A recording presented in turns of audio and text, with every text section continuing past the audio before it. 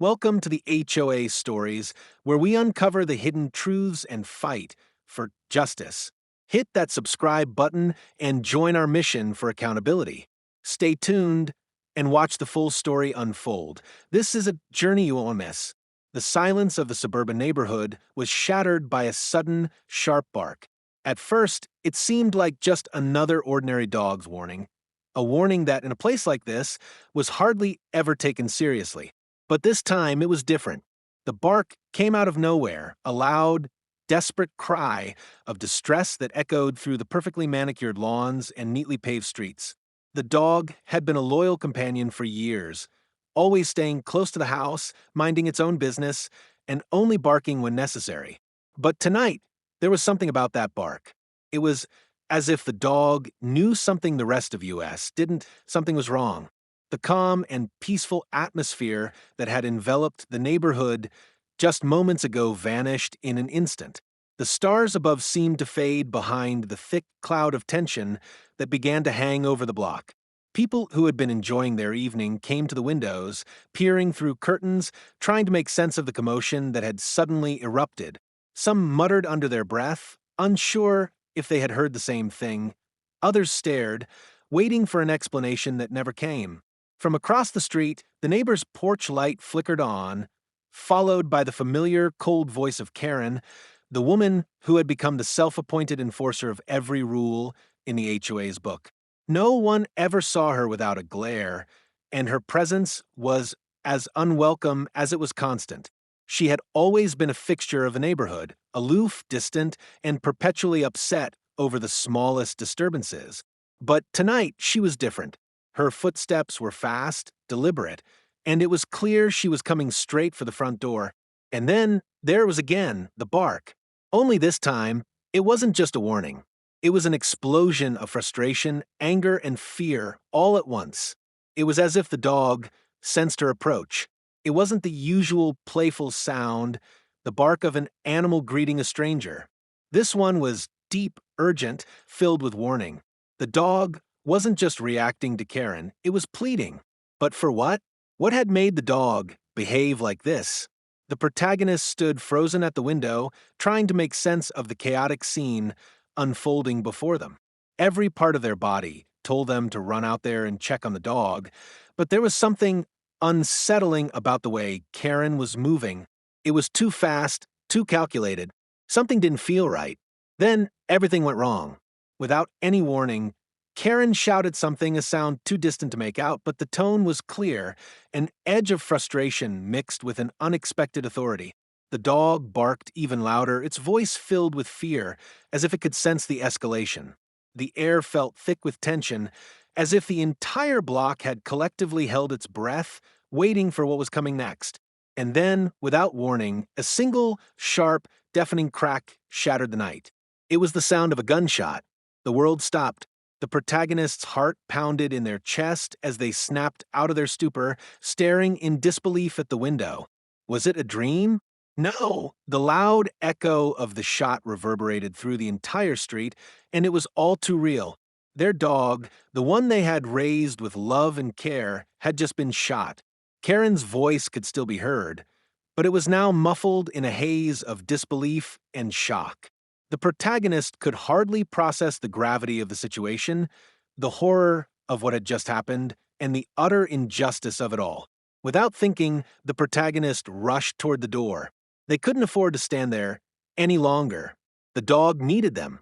The neighborhood had just witnessed something that would change everything, and they were about to face it head-on. But as they reached for the door handle, their mind raced. How had this escalated so quickly? Was it really self-defense, as Karen had claimed? Or was this something more sinister? The truth was still buried in the chaos, and it was their job to uncover it. As they flung the door open, the cold night air hit them like a slap in the face, and they were outside, running toward the driveway, each step heavier than the last. The world seemed to slow down, each moment stretching into eternity as their legs carried them towards the front yard. The only sound they could hear now was their own breathing and the faint rustle of the leaves being disturbed by the wind. The dog's bark was gone, replaced by silence. But in that silence was the sharp sting of fear and uncertainty. They had no idea what they were about to find out there, what had really happened, but one thing was clear. The moment they crossed that threshold, there would be no turning back. The protagonist's heart raced as they reached the yard, the crunch of their footsteps on the gravel driveway, the only sound that broke the eerie silence. The streetlights cast long shadows, but the usual serenity of the neighborhood was nowhere to be found. It felt like the calm before the storm, and the storm was fast approaching.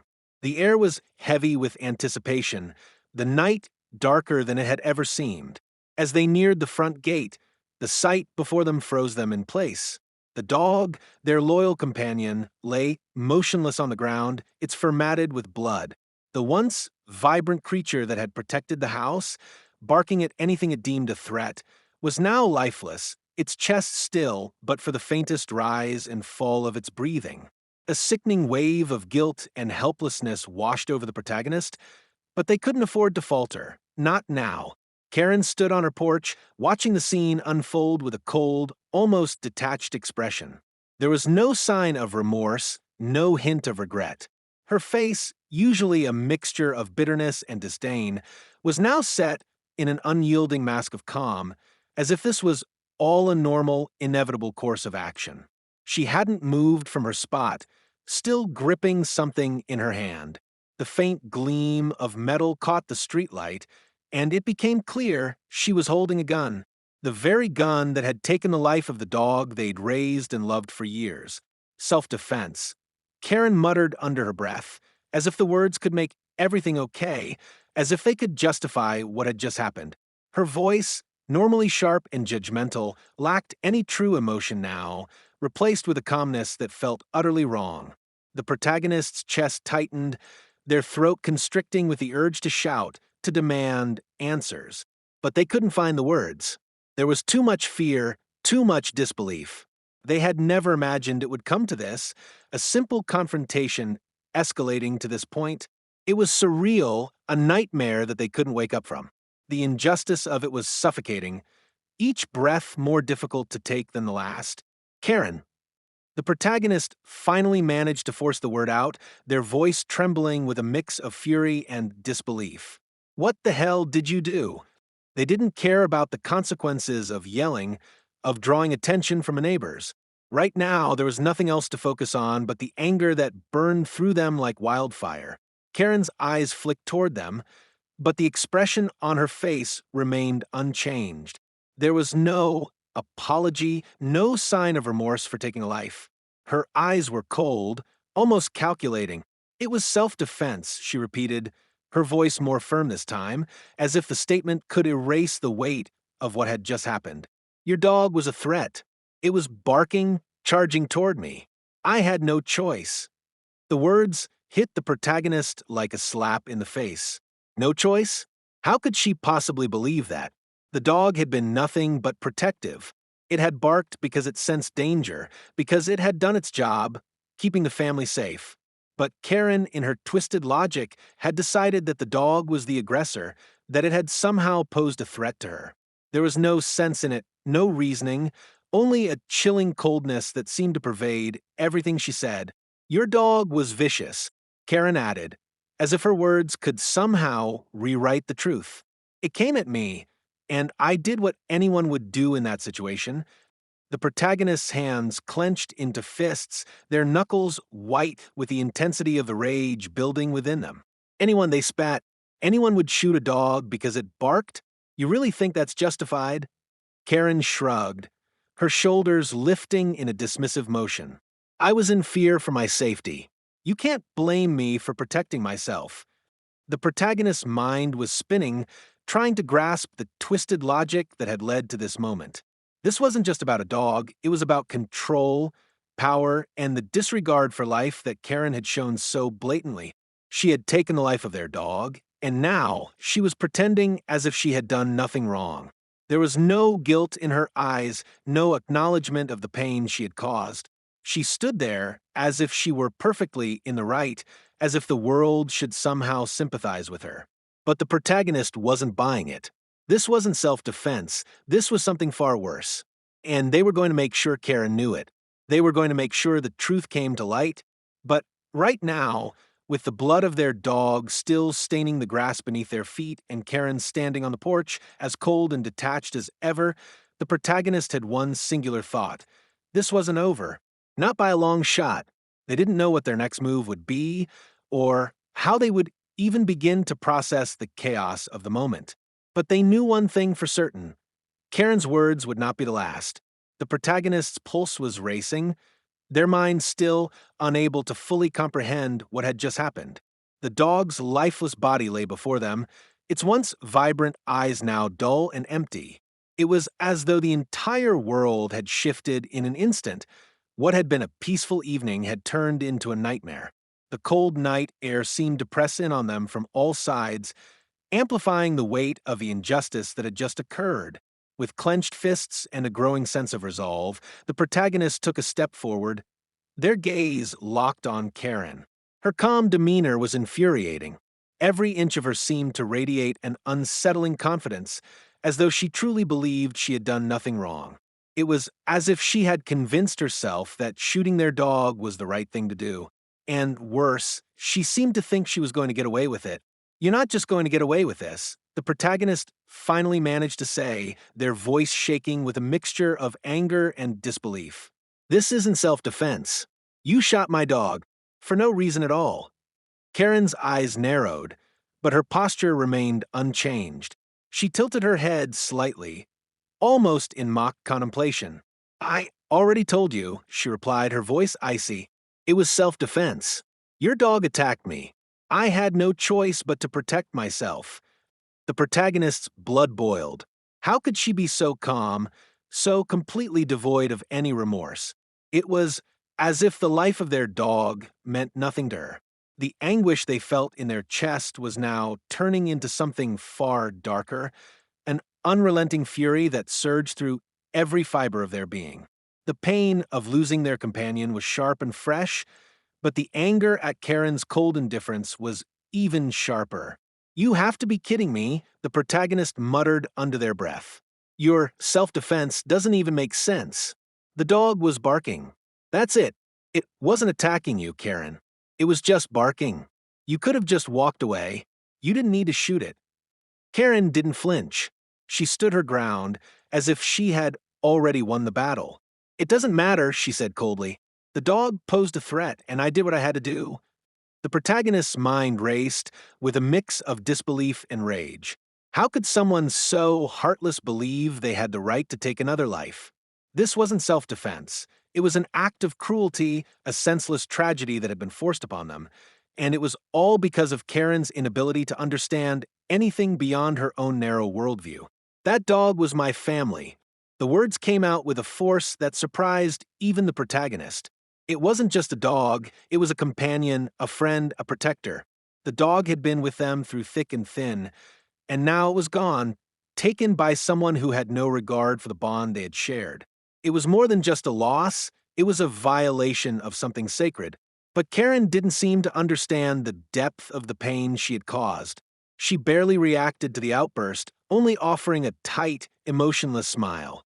"I'm sorry if you're upset," she said, her tone almost patronizing. "But I made the right choice.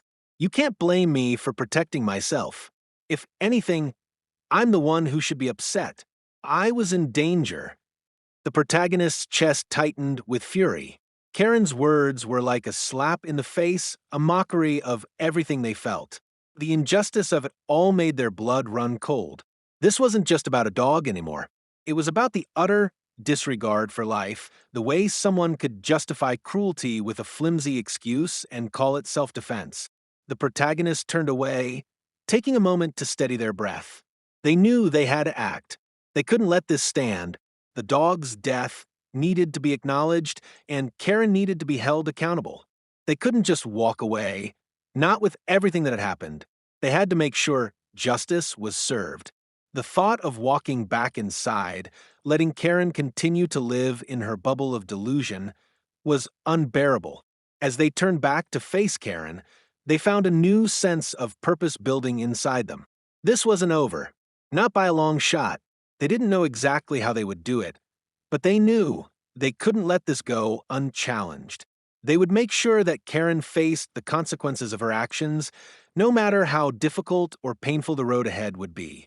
Karen was still standing there, unfazed, as if the world hadn't just shifted beneath her feet. But the protagonist knew something she didn't. This wasn't the end. It was just the beginning. The protagonist stood in the cold, their thoughts racing. The weight of the moment pressed down on them as they looked at Karen, who still stood, unfazed on her porch, a smug expression lingering on her face. It was clear that she believed her actions were justified, that she could walk away from this without consequence. But the protagonist was not about to let that happen. Turning away from Karen, they rushed back to their house, their mind clouded with a mix of anger, grief, and determination. They had to make a plan. This couldn't be ignored. And it certainly couldn't end with Karen simply walking away, claiming self-defense for a cold-blooded act. Inside the house, the familiar surroundings did little to comfort the protagonist. Their eyes drifted to the spot where their dog used to lay, comfortably resting, always waiting for them to come home. The memories flooded in all at once, overwhelming them with sadness. The dog's absence left a gaping hole, a pain that felt like it would never go away. But there was something else now, too, an insatiable need for justice. They couldn't just let this moment fade into the past. Karen had to be held accountable for what she had done. The protagonist grabbed their phone, their hands trembling as they searched for the number of the local animal control. As the call connected, the words seemed to come out all at once. They explained what had happened, how their dog had been shot in what Karen had called self-defense. They provided every detail they could remember, everything they had seen, how Karen had been standing on her porch, how the dog had merely been barking and reacting to her presence, and how in one instant it had been taken away. The person on the other end of the line listened attentively, offering reassurance that they would send someone to investigate the situation. But even as the protagonist spoke, they knew deep down that this wouldn't be enough. A phone call to animal control wouldn't undo the damage that had been done. A few formalities wouldn't bring their dog back. They needed more than that, more than just paperwork and bureaucracy. They hung up. But instead of feeling some sense of relief, the emptiness only deepened. It wasn't just about the dog anymore. It was about the larger issue. Karen had overstepped in ways that went beyond the incident itself. She had abused her power as an HOA member, used the authority of her position to justify an act of violence, and had completely disregarded the rights of another living being. The more they thought about it, the more enraged they became. Karen had made herself the judge, the jury, and the executioner in this situation. And if they didn't act, she would do it again, maybe to another dog, maybe to another person. This wasn't just about revenge, it was about making sure that someone like Karen didn't continue to manipulate the system for their own benefit. They took a deep breath, trying to collect their thoughts. There was still much to figure out. They needed legal advice, they needed evidence, and most importantly, they needed to build a case that would make it impossible for Karen to escape the consequences of her actions. It wouldn't be easy. Fighting against someone with the power she seemed to wield would be an uphill battle. But that didn't matter now. What mattered was making sure Karen paid for what she had done. And so, the protagonists began their search for a lawyer, someone who could help them navigate the complicated legal terrain ahead. They knew it would take time. They knew the process would be frustrating. But they also knew that this was the only way forward. They couldn't let this go. Not for their dog, not for themselves, and not for the countless others who might be suffering under the same cruel logic that Karen had used to justify her actions. As the hours passed and the initial shock began to wear off, the protagonist felt a sense of clarity. The grief was still there, still gnawing at their insides, but it had become fuel for something greater. It was no longer just about mourning their dog, it was about making sure that what had happened would never happen again. They would take on Karen and the HOA, and they would make sure that their story was heard. It was time to take control of the narrative to make sure that justice prevailed. They sat down at their desk, opened their laptop, and began drafting emails, reaching out to anyone who could help. Neighbors who had witnessed the event, animal rights groups, legal experts, everyone who could shed light on what had transpired. This wasn't over. It had just begun. By the time the sun began to set, casting long shadows over the yard, the protagonist had made their first step toward justice. They knew the road ahead would be long, but they also knew that they were no longer alone. The fight for accountability had just begun, and they were prepared to see it through to the end. The next few days were a blur of activity. The protagonist spent hours on the phone, consulting with attorneys, animal rights organizations, and anyone who might offer insight into how they could navigate the complex legal web they were now entangled in. They reached out to neighbors, asking if anyone had witnessed the incident or had any information that could help. To their surprise, a few of them had, though some were hesitant, afraid of getting involved with the HOA or the powerful figures that seemed to control the neighborhood. One neighbor, Mrs. Williams, a retired teacher who had lived in the area for decades, was particularly vocal. She had seen the dog bark and had even heard the gunshot that followed. She recalled the moment vividly, describing how Karen had stood there on her porch, calm and collected, as though she were executing some sort of routine action. Mrs. Williams also mentioned that the dog had never been aggressive toward anyone, which was the final piece of the puzzle the protagonist needed to solidify their belief that Karen's actions were nothing short of an abuse of power. Despite this small victory, the protagonist knew they had to act quickly. The legal process, while slowly inching forward, felt like a slow and painful crawl. Their emotions were raw, the grief of losing the dog still fresh, but the anger at Karen and the injustice of the situation had transformed into something more strategic. It was no longer just about the loss, it was about making sure Karen never hurt anyone again. They had a mission, and that mission was justice. The protagonists spent the next few days gathering evidence, compiling witness statements, and making a case. They contacted local news outlets, hoping to bring attention to the issue. This was bigger than just one incident. It was about holding people like Karen accountable for their actions. They knew that if they could get the media involved, it might pressure the HOA to act. There was strength in numbers, and they needed to rally as much support as they could.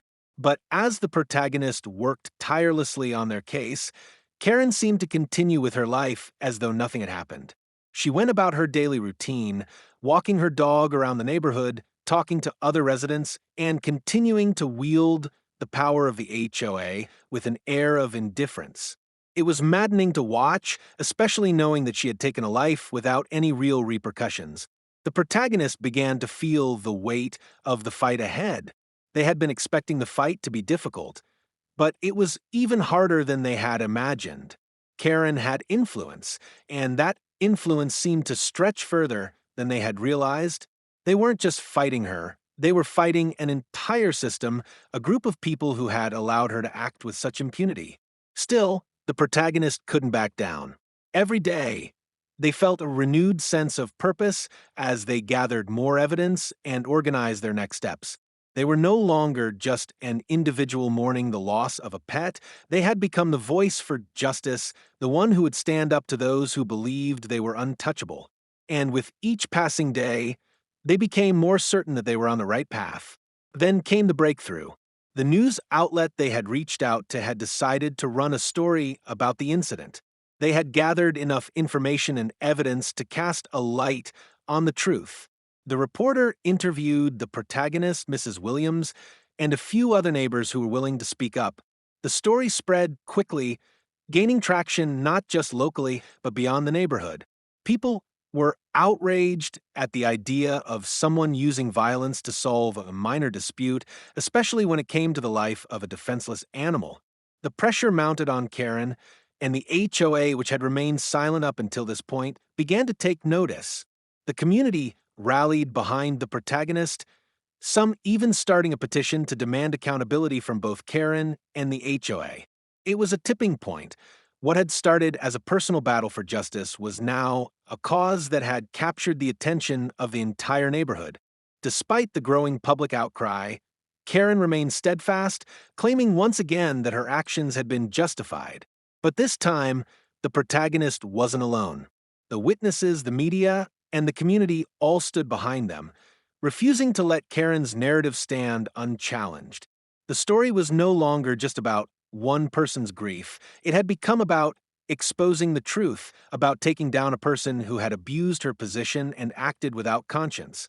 As the legal proceedings began to take shape, the protagonist realized that this fight wasn't just about justice for their dog. It was about standing up to a system that allowed people like Karen to get away with their actions.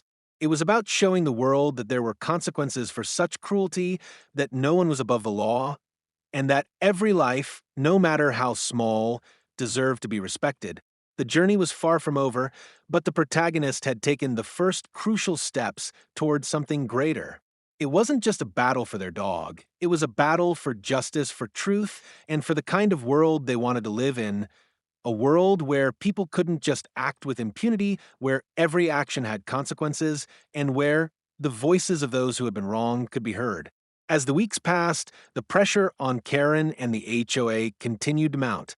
The protagonist's persistence, combined with the growing support from the neighborhood and the media, had created an undeniable wave of public attention. People who had once stayed silent or kept their distance were now actively speaking out, demanding action. The once quiet community had been shaken awake, and the idea that someone could shoot an innocent animal in cold blood was now at the forefront of everyone's mind. The legal process had begun in earnest, but the protagonist knew that the fight was far from over. The wheels of justice moved slowly, and despite the mounting evidence, the outcome remained uncertain. Karen, who had once been so confident in her justification, now found herself on the defensive, her power waning as the truth began to surface.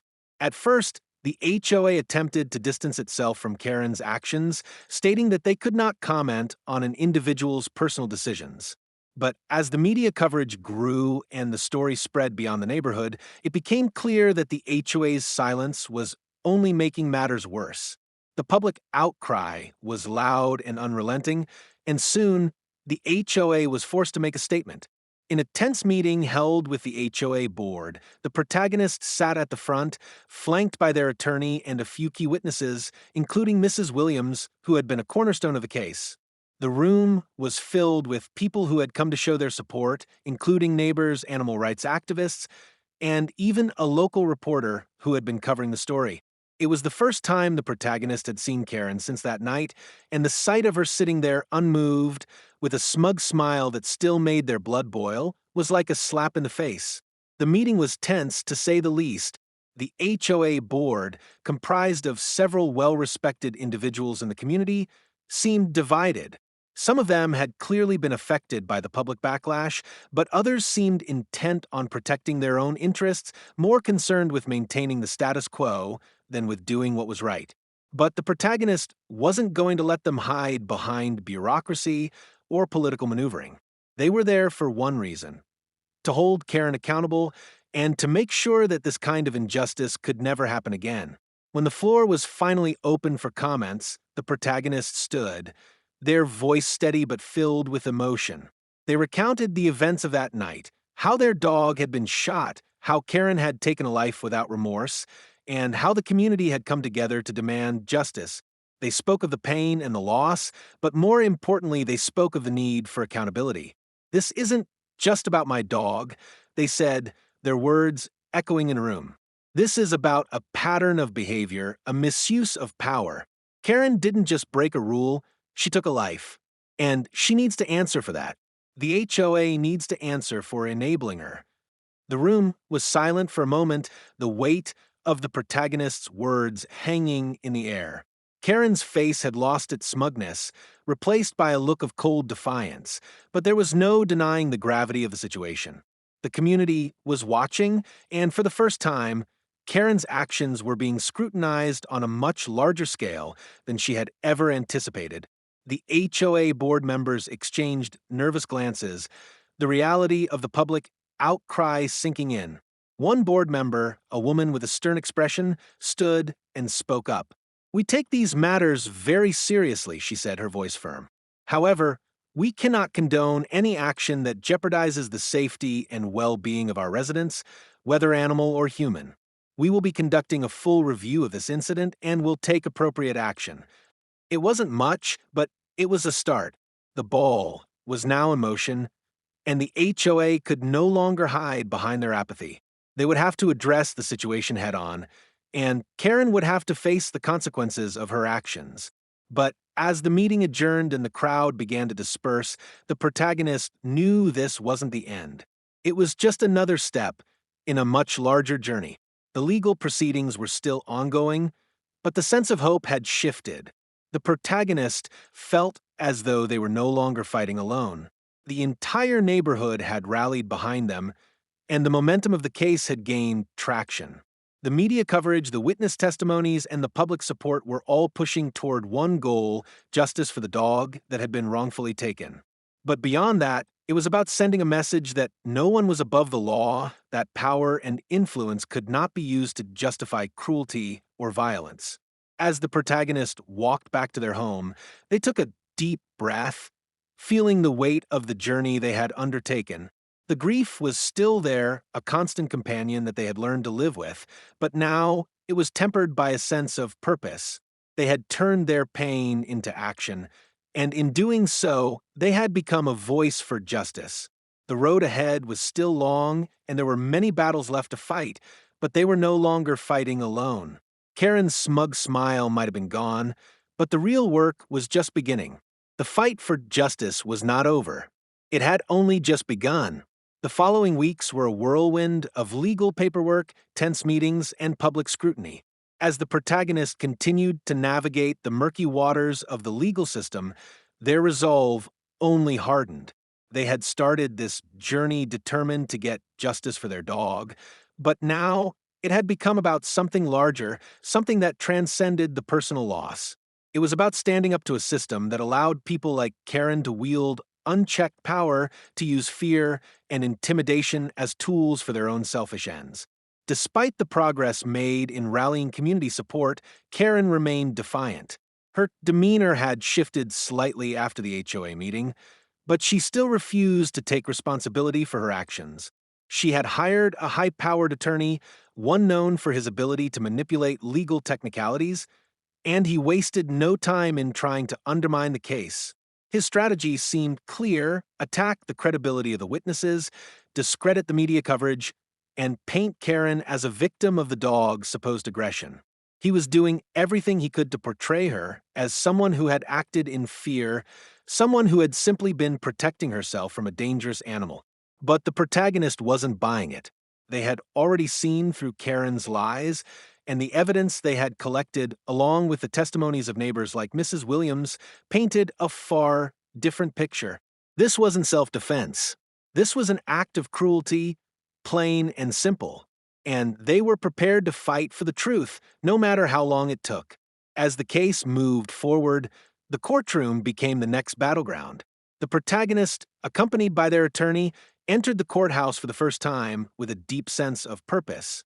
The journey had been long, but now they were standing at the precipice of a potential victory, one that could set a precedent for the entire neighborhood and beyond.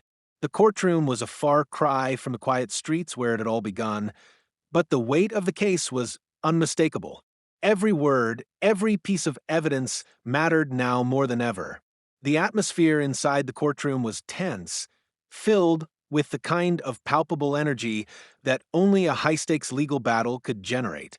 The judge, an older man with a no-nonsense demeanor, called the court to order. Karen's attorney stood at the defense table, ready to make his case, while the protagonist sat quietly with their lawyer, a determined look on their face. They had been here before, in the quiet moments after the incident, as they paced the halls of their house, wondering if they could make it through the grief. But now it was no longer just about their own pain.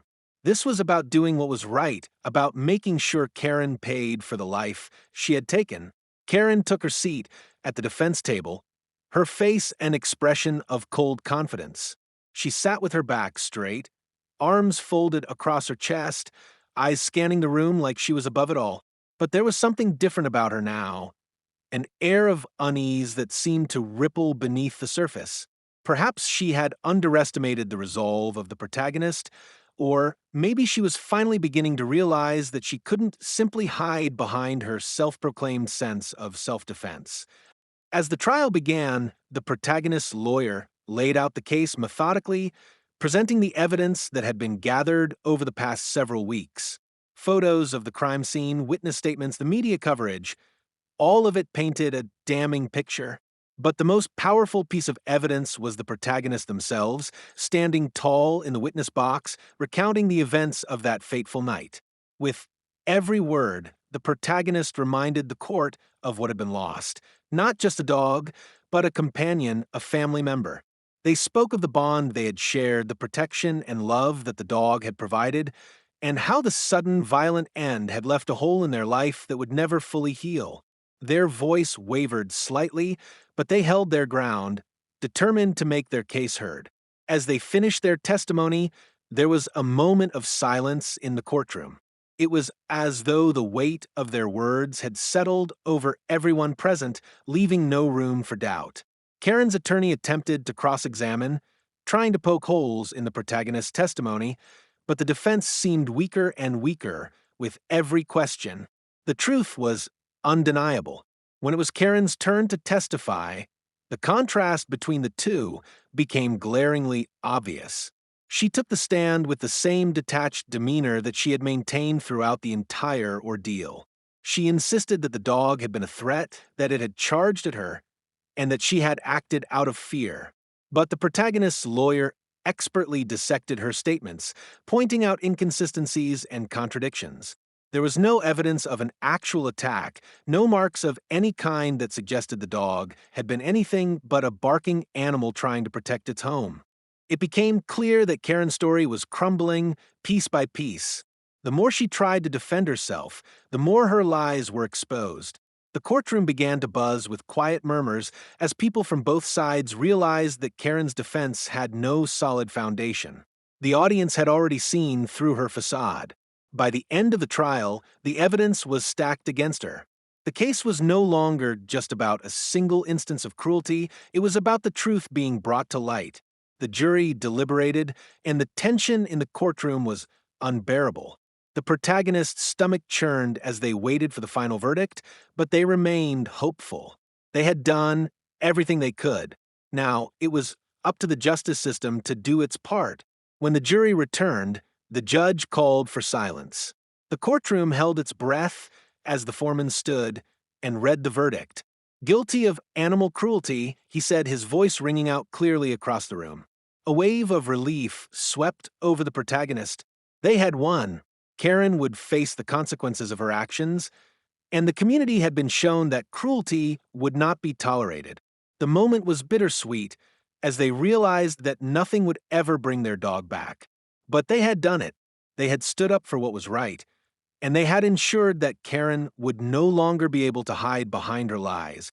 As they left the courtroom, the protagonist felt a mixture of emotions: relief, grief, and a quiet sense of victory.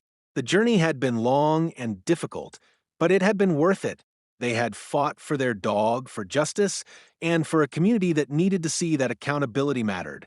And though the pain would never fully fade, they could finally begin to heal, knowing that they had done everything they could to honor the life they had lost.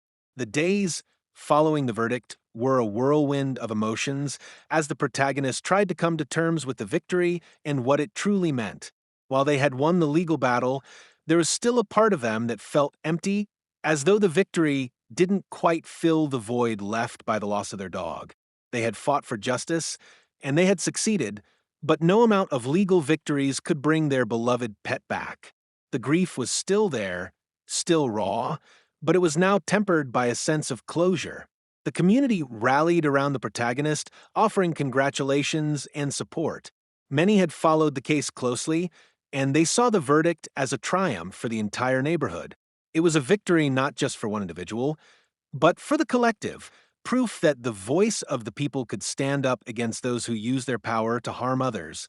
It wasn't just about animal cruelty anymore. It was about standing up to injustice in any form, no matter how powerful the person on the other side might be.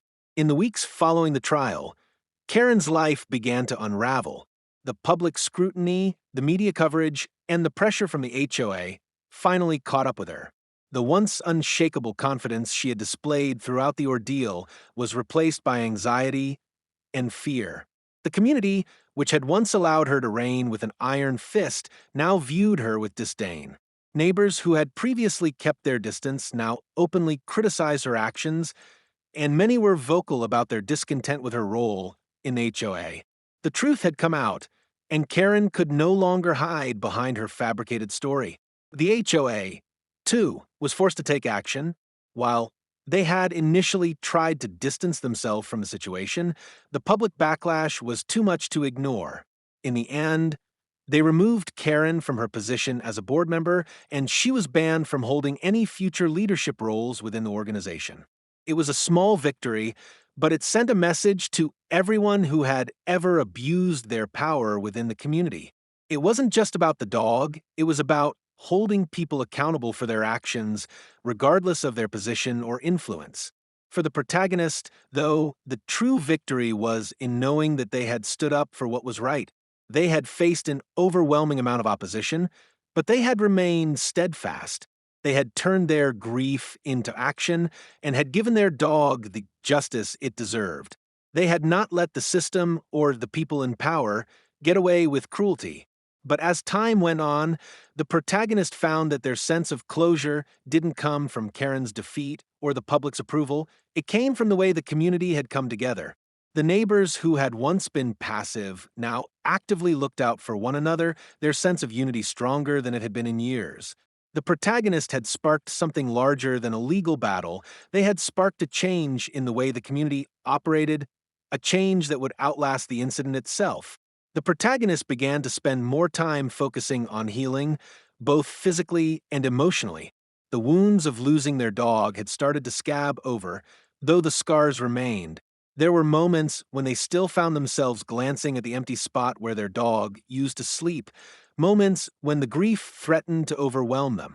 But those moments grew fewer and fewer as the days passed.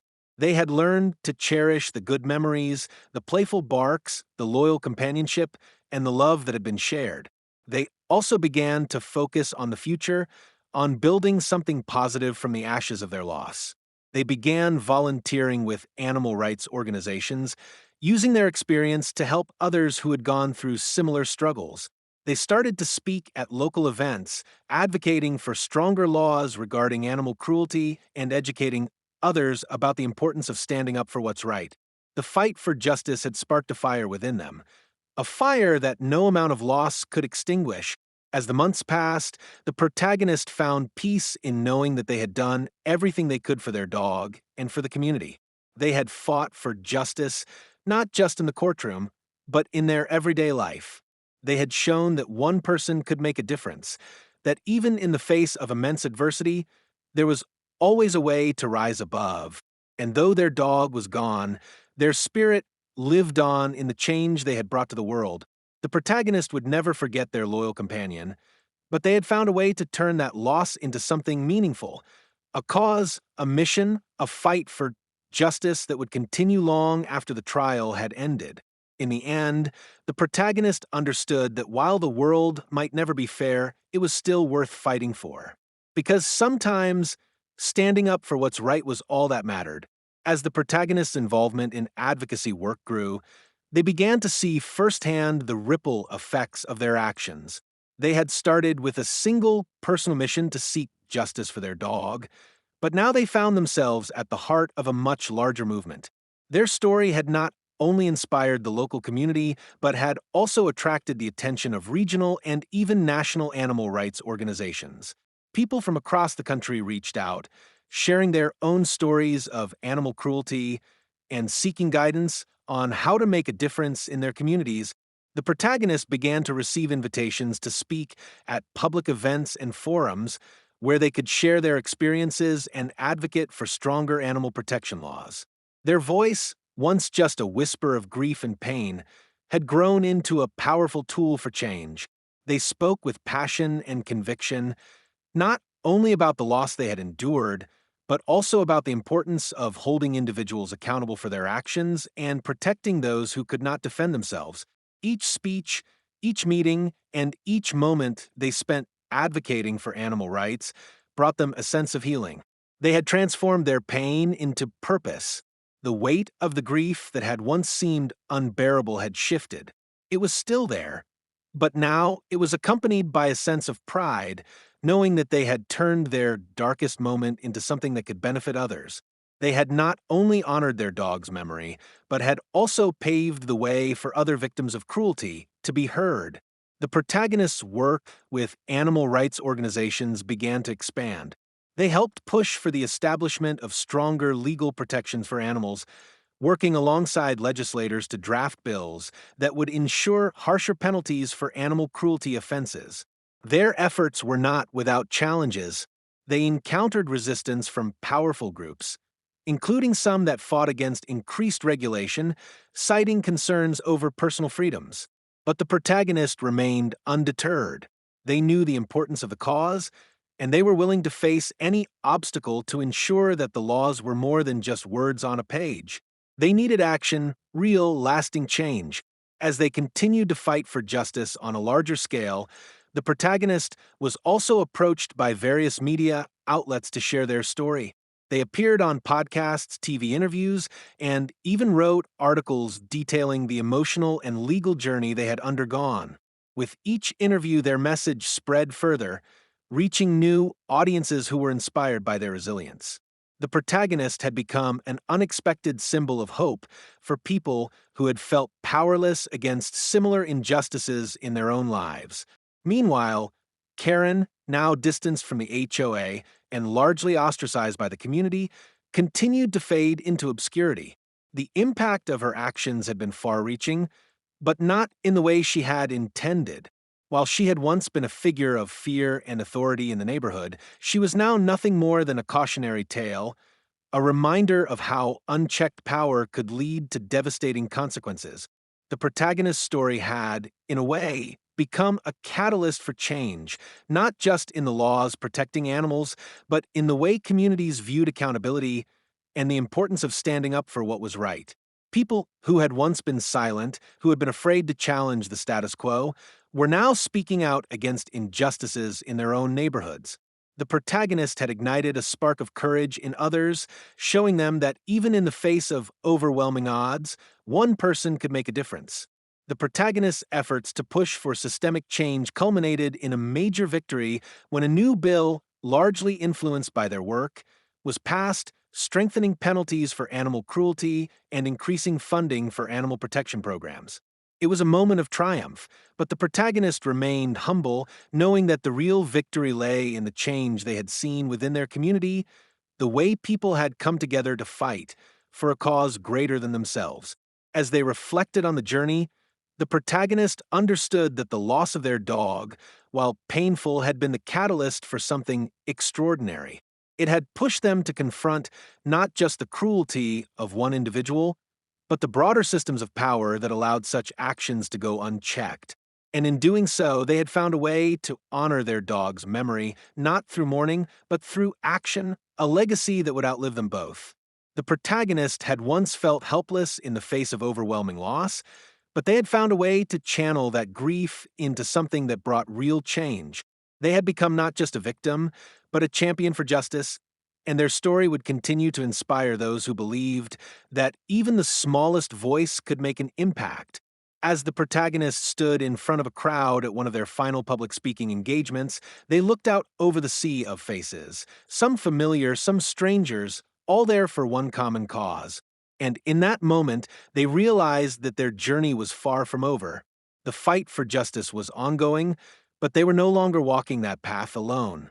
The community, now united by a shared vision of compassion and accountability, was stronger than ever. And together, they would continue to make sure that no voice, no matter how small, would ever go unheard again. Thank you for being a part of this journey with us. If you believe in standing up for what's right and fighting against injustice, don't forget to hit that subscribe button and join our community. Stay updated with more powerful stories that inspire change. Share this video to spread awareness and let others know that together, we can make a difference. If you've been moved by this story or have your own story to share, leave a comment below. We want to hear from you. This is the HOA Stories, and we're just getting started. Let's continue to make our voices heard.